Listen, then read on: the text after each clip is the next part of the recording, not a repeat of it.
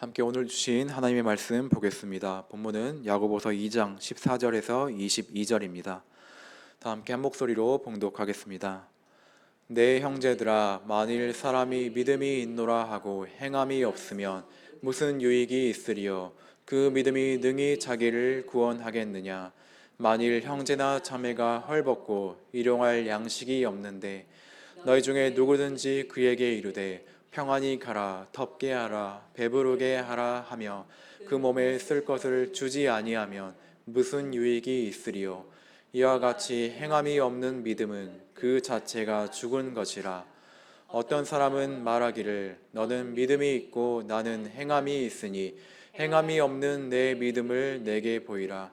나는 행함으로 내 믿음을 내게 보이리라 하리라. 내가 하나님은 한 분이신 줄을 믿느냐?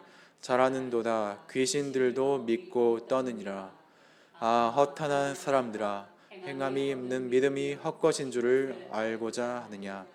우리 조상 아브라함이 그 아들 이삭을 제단에 바칠 때에 행함으로 의롭다 하심을 받은 것이 아니냐? 내가 보거니와 믿음이 그의 행함과 함께 일하고 행함으로 믿음이 온전하게 되었느니라. 아멘. 신승빈 전사님 나오셔서 행함으로 온전해지는 믿음, 이런 제목으로 말씀 증거해 주시겠습니다.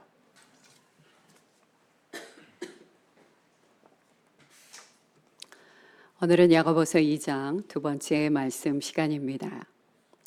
14절부터의 말씀은요, 행함이 없는 믿음의 그 헛것에 대해서 말씀하고 계십니다. 그 당시에 기독교 교리에 대해서 믿는다라고 하면서도, 동의를 한다고 하면서도 도무지 그 말씀대로 행하지 않으려는 사람들이 있었습니다.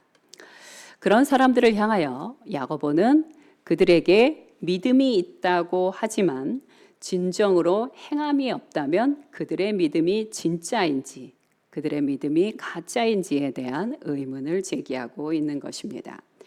14절의 질문은요, 행하지는 않지만 믿음이 있다고 주장하는 사람들에 대해서 인정은 합니다.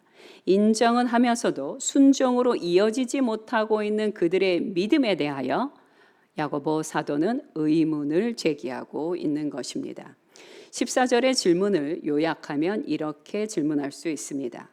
행함이 없는 믿음은 능히 구원을 얻을 수 있습니까? 라는 질문입니다. 여러분의 대답은 어떻습니까? 행함으로 이어지지 않는 믿음은 구원까지 갈 수 있을까요? 아직은 답을 내지 마시기 바랍니다. 행함이 없는 사람들은요, 그 당시에 행함은 하지 않으면서 나는 믿음으로 고백했다라고 말하면서 스스로를 경건한 자라고 여겼습니다. 그들은 굳이 행하지 않았지만 그러나 나는 믿음이 온전하다, 나는 이 정도면 충분하다, 이렇게 말하는 자들이 있었다는 것이에요. 그런 자들을 향하여 야고보 사도는 뭐라고 얘기합니까? 아니다, 너희들은 진실로 하나님의 백성답게 경건 가운데 사는 자들이 아니다라고 말하고 계시는 것입니다. 참된 믿음은요, 최고의 하나님의 법을 듣고 고백할 뿐 아니라 그것을 삶 가운데 실천하는 것이다 라고 말하고 있는 것입니다. 예수 그리스도께서도 참된 믿음에 대해서 뭐라고 말씀하셨냐면요, 하나님의 뜻을 행하는 것이 참된 믿음이라고 말씀하셨습니다. 마태복음 7장 21절 말씀을 함께 보겠습니다. 함께 읽겠습니다. 시작. 나더러 주여 주여 하는 자마다 다 천국에 들어갈 것이 아니요 다만 하늘에 계신 내 아버지의 뜻대로 행하는 자라야 들어가리라. 자, 이 말씀을 갖고도 많은 사람들이 논란 가운데 빠지게 됩니다. 이 주님이요, 왜 저렇게 말씀하셨을까? 분명히 믿음만으로도 간다고 하셨는데, 근데 우리가 기억해야 될 것은 뭐냐면요, 히브리에 있어서 믿음이라는 것, 믿음으로 고백했다는 것, 이것은요, 생각하는 것과 말하는 것과 행함이 함께 가는 것입니다. 고백하는 것 따로, 행하는 것 따로 이렇게 분리되지 않는다는 사실을 먼저 전제로 알고 계셔야 하는 것이에요. 주님은 그런 믿음 하에서, 그런 고백하에서 너희가 주여 주여 말하면서도 만약 행하고 있지 않다면 너희의 고백은 거짓이다. 잘못된 것이다. 이렇게 말씀하고 계시는 것입니다. 자, 그럼 다시 마지막 심판 때에 구원을 얻을 수 있는 믿음은 어떤 믿음일까요? 이 믿음은요, 바로 행함으로까지 가는 것이 진정한 믿음이라는 것입니다. 저는 약 한 25년 전에 운전면허증을 땄습니다. 근데 우리나라에서요, 운전면허증을 받으려면 두 가지 시험에 합격을 해야 됩니다. 첫 번째 시험은 뭐죠? 필기 시험에 합격을 해야 됩니다. 두 번째 시험은요, 실기 시험에 합격을 해야 됩니다. 저는 필기 시험은 단박에 붙었는데 실기 시험은 여러 차례 떨어졌습니다. 어쨌든 25년 전에 실기도 붙는 덕분에 운전면허증을 아직까지 갖고 있습니다. 자, 세상에서 중요한 직업군에 속하는 곳들은요, 필기 시험에도 합격을 해야 되지만 실기 시험도 합격을 해야 됩니다. 예를 들어 교사가 되려면 어떻게 해야 됩니까? 그 일정 기간의 교육 과정을 다 완주해야 돼요. 근데 그것만 했다고 되지 않습니다. 아주 중요한 게 있는데 실기 교육도 해야 됩니다. 그거를 안 하면 졸업이 안 되고 교사 자격증이 나오지 않습니다. 자, 세상에 자격증도 그런데 하물며 그리스도인의 신앙은 어떨까요? 말로만 고백했다고 될까요? 아니라는 것입니다. 우리가 입술로 고백했다면, 그것이 진정한 고백이었다면 반드시 행함도 함께 가야 한다는 것이에요.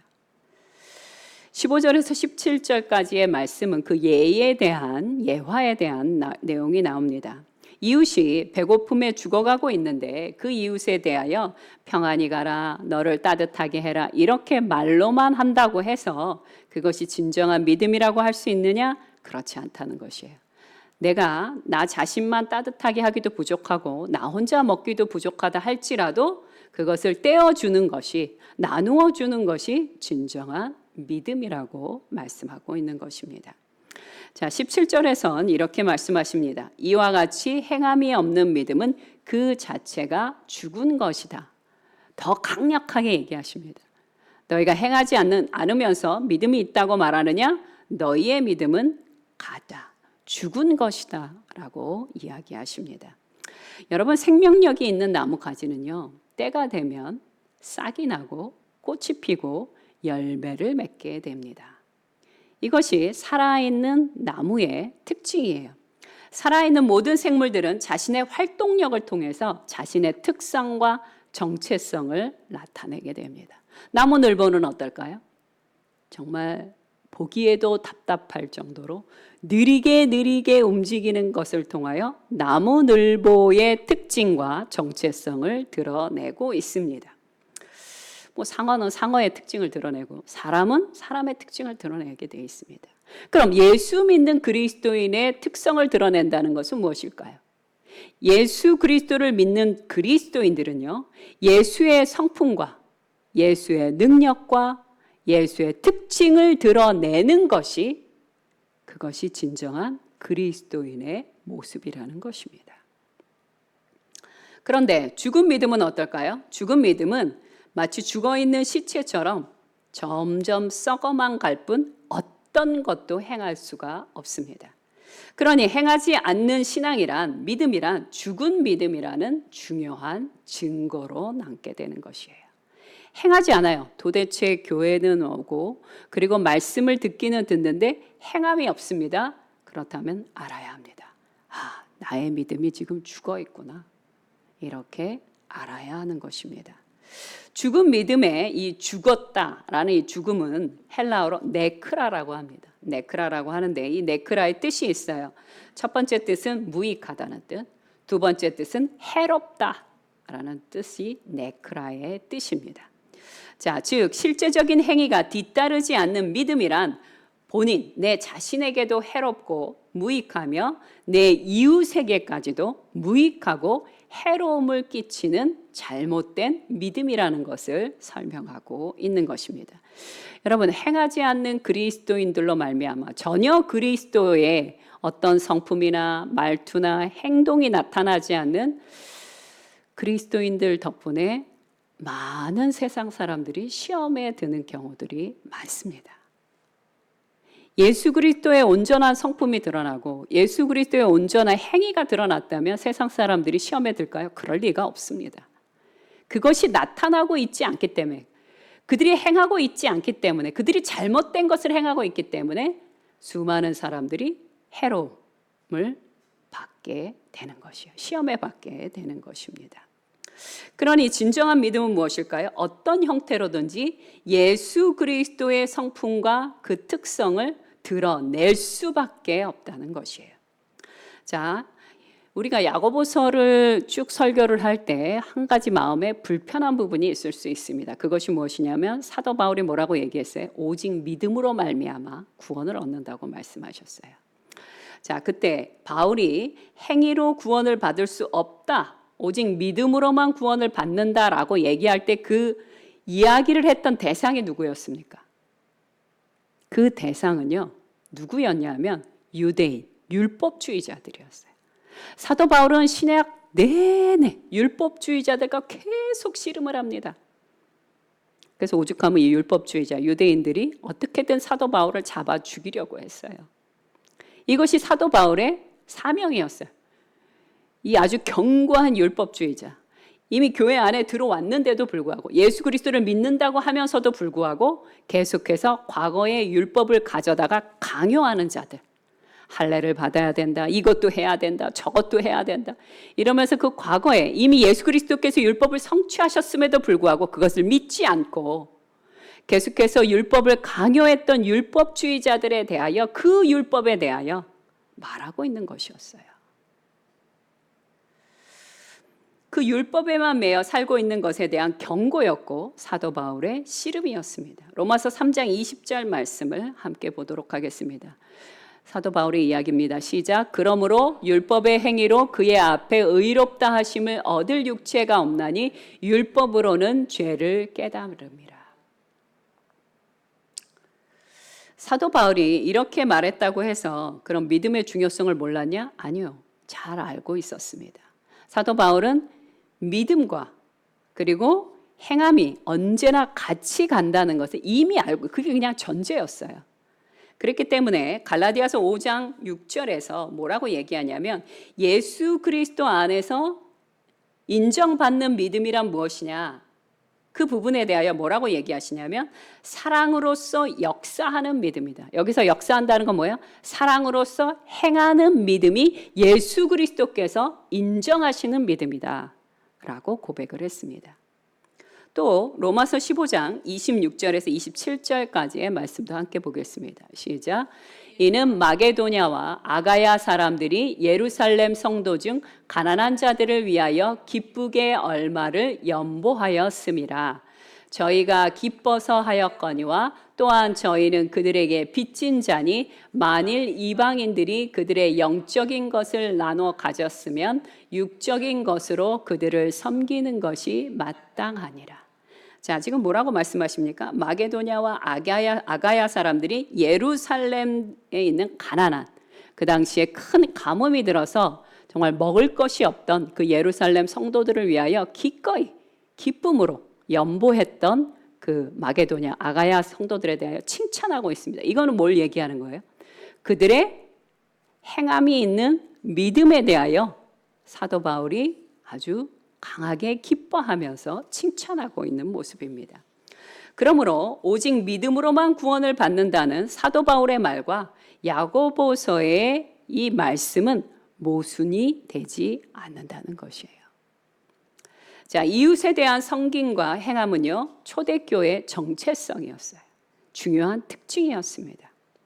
그들은 이웃을 더 잘 섬기기 위해서 무엇까지 했냐면요, 7집사까지 선출을 했습니다. 근데 7집사를 선출을 할 때 어떤 기준으로 했냐면요, 사도행전 6장 3절 말씀을 함께 보겠습니다. 시작. 형제들아, 너희 가운데서 성령과 지혜가 충만하여 칭찬받는 사람 7을 택하라. 우리가 이 일을 그들에게 맡기고. 교회 안에서도 정말 성령에 충만하고 경건한 자들, 그런 자들에게 이웃 섬기는 일에 앞장설 수 있도록 그들을 집사로 선출했다는 것입니다. 또한 베드로는요, 욥바에서 선행과 구제에 아주 일을 많이 했던 여인 다비다라는 여자 제자가 병들어서 죽게 됐어요. 그래서 그냥 시체가 됐습니다. 이미 죽었어요. 죽었는데 모든 사람들이 이 여인의 그 행함이 너무 아름다웠기 때문에 많은 사람들이 슬퍼했어요. 그것을 보자 베드로가 어떻게 했습니까? 그 죽은 여인에게 손을 얹어 간절히 기도함으로 그 여인을 살리게 됩니다. 이것은 무엇을 얘기합니까? 초대교회 당시에 이웃을 위하여 힘써 돕는 자들, 애쓰는 자들, 섬기는 자들에 대하여 얼마나 교회가 귀하게 여겼는지를 우리에게 보여주는 중요한 예화라는 것입니다. 오늘날 우리 교회도 사랑과 헌신이 신앙과 믿음의 정체성으로 온전히 드러나야 합니다. 어떻게 하면 이것이 드러날까요? 우리의 말하는 것을 통하여, 우리의 행동하는 것을 통하여, 우리의 선택하는 것을 통하여 이 모든 특징들과 정체성은 나타나게 될 것입니다. 자, 이제 18절 말씀을 보겠습니다. 18절은 이렇게 해석할 수 있습니다. 어떤 사람이 야고보 사도에게 이렇게 말합니다. 야고보 사도님, 당신이 행함을 강조하는 반면 다른 사람들은 행함이 없는 믿음에 대해서만 강조할 수 있게 해주셔야 합니다. 라고 마치 이렇게 대화하듯이 이야기하는 것입니다. 이렇게 말을 합니다. 이에 대해서 야고보는 뭐라고 얘기합니까? 진정한 믿음은 행함을 통해 그 믿음을 보인다 라고 그 선을 명확하게 긋는 것이 18절에 나오는 말씀입니다. 여러분, 행함을 통해 그 실체를 보여주지 못하는 믿음은요, 온전한 믿음이라고 말할 수가 없습니다. 하나님을 사랑하고 예수님께 헌신했다면 반드시 그것이 진실하다면 행위로 나타날 수밖에 없는 것이에요. 이 믿음과 행함은요, 분리가 되는 게 아니에요. 믿음으로 고백을 했습니까? 그러면 어떤 형태로든지 그 사랑은 드러나게 되는 것이에요. 갈라 쓸 수 없다. 반드시 함께 간다. 이것이 야고보서 2장의 핵심입니다. 자, 그 19절 말씀에 보면 재밌는 부분이 나오는데 뭐라고 얘기하시냐면 19절 한 번 더 읽어보겠습니다. 2장 19절 함께 읽겠습니다. 시작. 내가 하나님은 한 분이신 줄을 믿느냐? 잘 아는도다. 귀신들도 믿고 떠느니라. 자, 이 19절 말씀은 굉장히 좀 재밌는 말씀입니다. 자, 마귀들도 하나님을 믿고 떤다고 표현합니다. 실제로 그랬죠. 그런데 마귀들이 하나님이 계신 걸 믿어요. 그리고 입으로도 고백했어요. 그죠? 당신은 하나님의 아들인 것을 제가 압니다. 막 이러면서 막 고백까지 해요. 귀신이. 그런데 이 귀신들은요, 어떤 특징이 있냐면요, 하나님이 있는 거를 믿기도 하고 고백도 합니다. 그런데 죄악을 버리지 않습니다. 진리의 말씀을 행하지 않습니다. 이것을 뭐라고 부릅니까? 마귀적인 믿음이라고 말하는 거예요. 야고보는 이 19절 말씀을 가져오면서 행함이 없는, 그러면서도 자신들은 믿음이 있다라고 얘기하는 그들에 대하여 경고하고 있는 것이에요. 마귀들도 그런 믿음이 있어. 하나님 계신 거 알지. 그런데 마귀가 하나님의 뜻으로 행해? 아니지. 마귀들은 절대 진리의 말씀대로 행하지 않아. 그렇다면 너희의 믿음을 뭐라고 말할 수 있겠니? 이렇게 이야기하고 있는 것입니다. 이처럼 인식에만 그치는 믿음은 바로 귀신들도 가지고 있는 믿음입니다. 그러니 그런 믿음이 되지 않으려면 믿음의 고백과 함께 우리의 헌신과 행함도 함께 가야 하는 것입니다. 20절의 말씀도 한 번 더 읽어보겠습니다. 시작. 아, 허탄한 사람아, 행함이 없는 믿음이 헛것인 줄을 알고자 하느냐. 자, 여기서 알고자 하느냐라는 것은, 자, 여기까지 너희가 이 서신을 읽었으니 이제 행함이 없는 믿음이 아니라 행함이 있는 믿음에 대해서 이제 배우고 싶으니? 배우고 싶으십니까? 이렇게 야고보 사도가 얘기하는 것입니다. 아니, 사실은 이렇게 이야기하셔야 될 것 같아요. 여러분은 행함이 있는 믿음에 대해서 이제 배우셔야 합니다. 이제 더 이상 행하지는 않으면서 본인은 완전한 믿음자라고, 완전히 경건한 자라고 말하는 여러분의 그것을 버리고 행함 있는 믿음에 대해서 배우셔야 합니다. 라고 얘기하고 있습니다. 여기서 보면 20절에 허탄한, 이 허탄한의 뜻이 뭐냐면요, 열매가 하나도 없다는 뜻이에요. 열매가 없다는 뜻이에요. 베드로후서 1장 8절 후반절 말씀을 함께 보겠습니다. 시작. 너희로 우리 주 예수 그리스도를 알기에 게으르지 않고 열매 없는 자가 되지 않게 하려니와. 아멘. 믿음은요, 반드시 그 실체를 드러내고 열매를 맺게 되어 있습니다. 자, 이제 그 행함이 있는 믿음의 본보기로 아브라함이 등장하게 됩니다. 아브라함이 등장하게 되는데요. 아브라함이 이삭을, 자신의 정말 하나밖에 없는 너무 사랑하는 이 아들을 하나님께서 바치라고 하니까 주저함없이 바칩니다. 그것을 보고 하나님이 뭐라고 말씀하십니까? 내가 아브라함아, 네가 나를 경외하는 줄을 알았다라고 말씀하십니다. 그리고 이삭을 다시 아브라함에게 돌려주셨죠. 구원 얻는 믿음이란 무엇이냐? 바로 이것처럼, 아브라함의 믿음처럼 순종하는 믿음이다 라고 예를 들어 말씀하시는 것입니다. 로마서 4장 21절과 22절 말씀 함께 보겠습니다. 시작. 약속하신 그것을 또한 능히 이루실 줄을 확신하였으니 그러므로 그것이 그에게 의로 여겨졌느니라.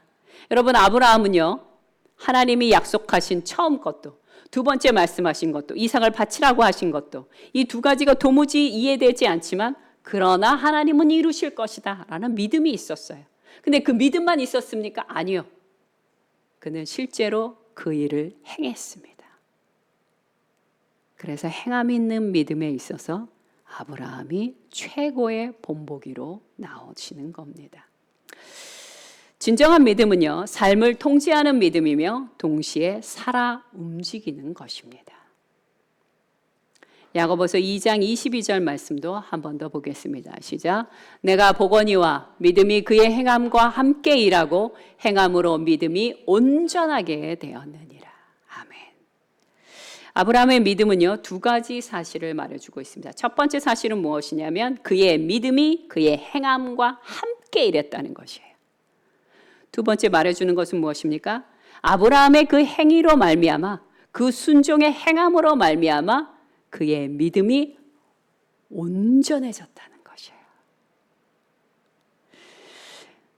여러분, 우리가 하나님의 말씀에 순종하면 할수록 좋은 일이 있습니다. 주님, 제가 주님 곁에 더 가까이 가기를 원합니다. 이렇게 말하지 않아도요, 내가 주님의 말씀을 아침에 눈을 떠서 저녁까지 순종하여 하루하루를 살다 보면 저절로 주님 가까이에 가고 있습니다. 왜요? 성령께서 우리를 도와주시거든요. 예수 그리스도께서 우리와 동행하고 계시거든요. 내가 순종하려고 마음만 먹어도 주님이 힘을 주시고 능력을 주시고 지혜를 주시고 깨닫게 해주십니다. 우리와 함께 하심으로 우리와 동행하여 주신다는 것이에요. 주님이 동행해 주셔야 우리가 순종하죠. 그런데요, 내가 순종의 삶을 살아가면 갈수록 주님과 더 가까이 가는 것입니다. 자, 23절에 뭐라고 말씀하시냐면요, 23절 함께 보겠습니다. 시작. 이에 성경에 이른바 아브라함이 하나님을 믿으니 이것을 의로 여기셨다 말씀이 이루어졌고 그는 하나님의 벗이라 칭함을 받았나니. 아멘. 아브라함의 믿음의 순종이 얼마나 대단했던지 하나님은 아브라함을 벗이다, 친구다 라고 그렇게 칭해 주십니다. 친구라는 뜻은 무슨 뜻입니까? 하나님께서 어떠한 일을 행하실 때 아브라함에게 말씀하신다는 것이에요. 친구와 같이 친밀하게 말씀해 주신다는 것입니다. 그렇다고 해서 주인과 종의 관계가 바뀌는 것은 아닙니다. 하나님이 이처럼 친구와 같이 친밀하게 대해주신다는 것을 의미하는 것입니다.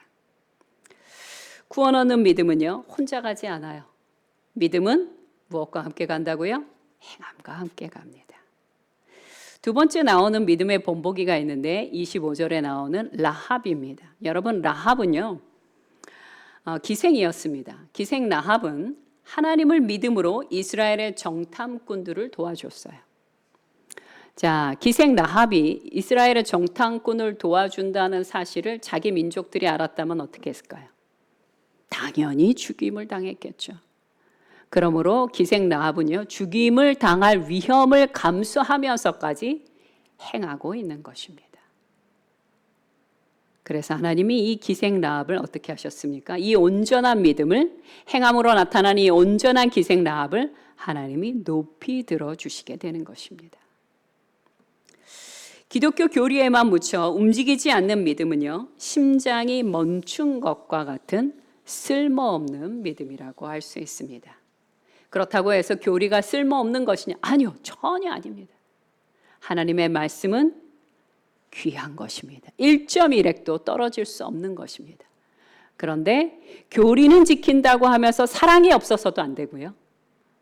또한 믿음의 고백은 있다고 하면서 행함이 없는 그것도 역시 안 된다는 것이. 이 두 가지가 다 중요하다는 것을 강조하고 있는 것입니다. 결론을 말씀드리겠습니다. 야고보는 열매 없는 행함이 없는 믿음과 행함이 없는 믿음으로 구원의 교리를 왜곡하는 자들에 대하여 말씀으로 경계를 세우고 계십니다. 또한 진정한 믿음이 무엇인지, 행함이 있는 것이 진정한 온전한 믿음이라는 것을 두 가지를 대조하고 있는 것입니다. 헛된 인생을, 헛된 믿음의 삶을 살고 싶지 않으시다면 말씀을 따라 순종하는 삶을 사셔야 합니다. 스스로 믿음이 있다고 말하며 행하지 않는 것, 그것은 착각입니다.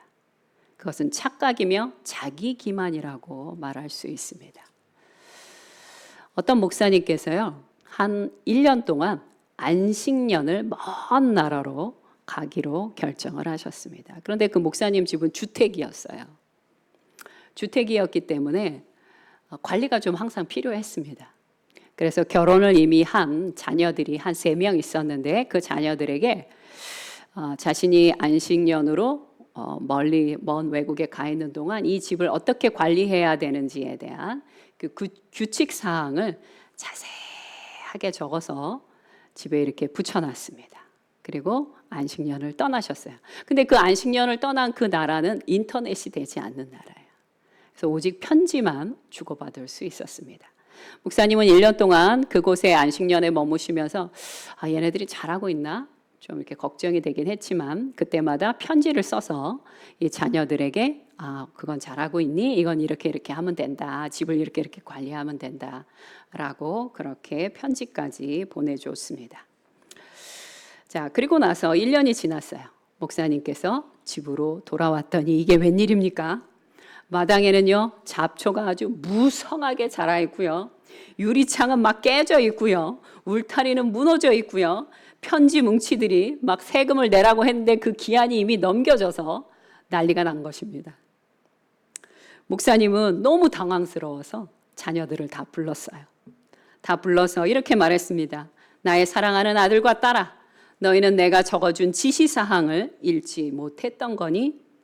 혹시 내가 외국에서 보내줬던 편지도 한 번도 받아보지 못했던 거니? 그러자 자녀들이 이렇게 대답을 합니다. 아버지께서 남겨두고 가신 그 지시사항들을 모두 다 잘 읽었고요. 편지들도 잘 받았습니다. 그리고 아버지께서 하신 말씀들 중 어떤 것들은 열심히 외우기까지 했습니다. 아버지의 편지는 정말 은혜롭고 너무너무 좋았습니다. 자, 자녀들로부터 이런 대답을 들었다면 여러분이 만약 그 목사님이시라면 어떤 생각, 어떤 마음이 드셨을 것 같습니까? 지시사항과 편지라는 것은요, 그들이 그대로 행하기를 바랬던 아버지의 뜻이었어요. 그런데 자녀들이 열심히 읽기도 하고 외우기까지는 했는데 도무지 행하지 않았다면 참으로 어처구니 없는 어리석고 헛된 일이었다는 것입니다. 그런데 이런 일들이 교회 안에서도 일어나고 있습니다. 우리는 하나님의 말씀을 사랑한다고 하면서 주님의 말씀대로 행하지 않는 경우가 정말 많습니다. 하나님께서는요, 우리가 아버지의 뜻대로 행하기를 간절히 바라십니다. 왜일까요? 하나님 자신을 위하여? 아니요. 우리 자신을 위해서입니다. 나와 함께하고 있는 이들을 위해서입니다. 하나님께서는요, 이 지구상에 있는 잡초들, 마귀, 잡초와 같은 마귀들을 뽑아버리시기를 원해요. 그리고 깨진 그 유리창과 같은 우리의 그 인생과 우리의 마음을 성령의 새롭게 하심으로 말미암아 새 마음을 주기를 원하십니다. 그리고 마땅히 내야 될 세금이 있다면 우리의 헌신과 우리의 책임으로 그것을 지불하시기를 원하고 계시는 것입니다. 우리는 진리의 말씀을 따라 행함으로 하나님께 향한 우리의 사랑과 헌신과 믿음을 온전히 올려드려야 하는 것입니다. 함께 기도하겠습니다. 오늘 야고보서 2장의 두 번째 말씀을 통해서 함께 기도하고 싶은 것은 이것입니다. 혹시 우리 중에 내가 하나님의 말씀을 읽기도 하고 듣기도 하고 외우기든 하는데 도무지 행하고 있지 않았다면 어쩌면 나의 믿음도 죽은 믿음인 것이에요. 그러니 그런 것들이 혹시 기억이 나신다면 나의 죽은 믿음을 회개하시기 바랍니다. 함께 기도하겠습니다.